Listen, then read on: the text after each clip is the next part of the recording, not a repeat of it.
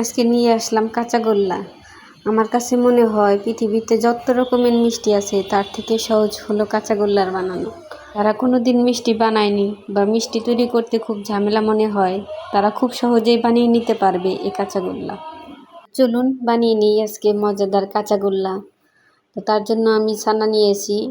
এখানে 2 লিটার দুধের ছানা রয়েছে। ছানার আমি 1/3 তুলে নিয়েছি। কড়াইতে আমি একটু চিনি দিয়ে দিলাম। এই চিনির মধ্যে আমি ছানাটা ঢেলে দেব। এই তো আমার ছানা। এই ছানা দিয়ে চিনি দিয়ে ভালোভাবে মিশিয়ে নেব। ভালোভাবে মিশিয়ে চিনিটাকে গলিয়ে নেব, যাতে চিনির কোনো দানা দানা না থাকে।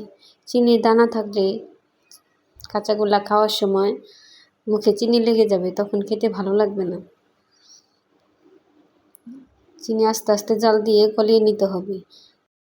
বেশি জোরে জাল দিলে ছানাটা পুড়ে যাবে এবং তেতো হয়ে যাবে, তখন খেতে ভালো লাগবে না। আস্তে আস্তে জাল দিয়ে অনবরত নেড়ে নেড়ে চিনি গলিয়ে নিতে হবে। এটা আমি বারবার নাড়াচাড়া করে চিনি এবং ছানার সাথে ভালোভাবে মিশিয়ে নিচ্ছি। একটু তুলে দেখাচ্ছি কতটা সুন্দর হয়েছে। চিনিটা প্রায় গলে গেছে। এই তো আমি এখন নামিয়ে নেব।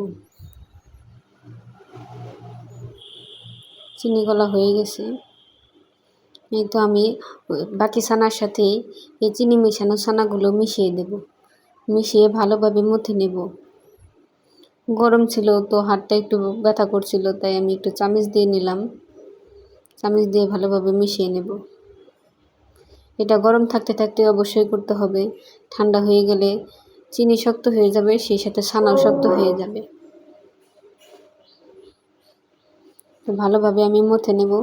ভালোভাবে ডলে ডলে মথে নিতে হবে, যাতে সুন্দর গোলাকার একটা ডো তৈরি হয়ে যায়। দেখতেই পাচ্ছ কত সুন্দরভাবে আমি মথে নিচ্ছি।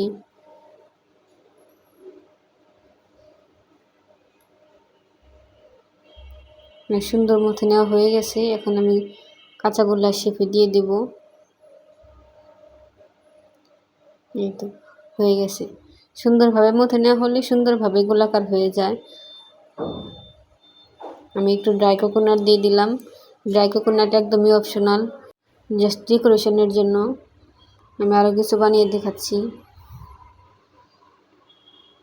গরম থাকতে থাকতেই গোল্লাগুলো বানিয়ে নিতে হবে।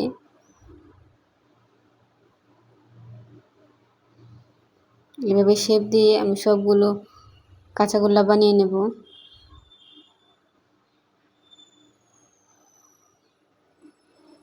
তোমরা যারা কাঁচাগোল্লা খাওনি তারা অবশ্যই একবার হলেও ট্রাই করবে।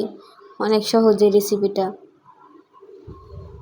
কিন্তু খেতে কিন্তু অনেক মজাদার, অনেক মজা হয় খেতে। আমি ঝটপট বানিয়ে নিলাম। আমার রেসিপি ভালো লাগলে অবশ্যই লাইক কমেন্ট শেয়ার করবে।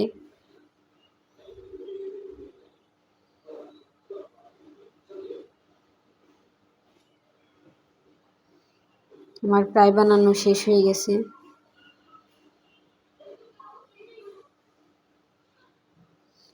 এই তো আমার বানানো হয়ে গেছে। আমি ড্রাই কোকোনাট দিয়ে মিশিয়ে নিয়েছি যাতে দেখতে সুন্দর লাগে। এই তো এখন নর্মাল ফ্রিজে কিছুক্ষণ রেখে দেবো। ঠান্ডা ঠান্ডা খেতে খুবই ভালো লাগবে।